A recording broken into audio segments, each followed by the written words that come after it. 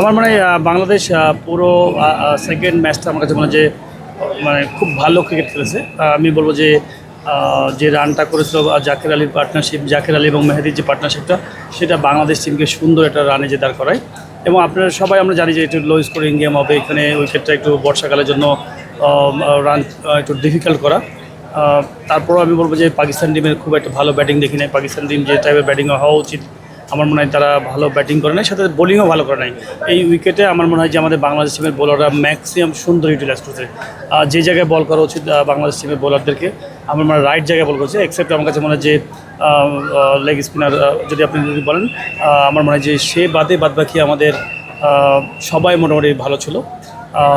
সব কিছু মিলে আমার মনে হয় যে খুব ভালো সিরিজ জিতেছি বাংলাদেশ টিম। আমি মনে করি যে নেক্সট ম্যাচটাও জিততে পারলে আবার ভালো, বিকজ যত জয় আপনি নিয়ে যাবেন হাতে করে জমাবেন, তত টিমের ড্রেসিং রুমটা তত হেলদি হবে, প্লেয়াররা কনফিডেন্স পাবে। এবং আমার মনে হয় সব কিছু মিলে বাংলাদেশ টিম পারফেক্ট সুপার খেলেছে। যদিও ম্যাচটা একটু ক্লোজ চলে গেছিলো শেষের দিকে, বাট আরও আগে হয়তো শেষ করতে পারতো। আর একটু যদি ভালো বোলিং করতো, রিসার্চ যদি একটু ভালো বোলিং করতো জায়গা মতো, একটু এক্সপেন্সিভ হয়ে গেছে।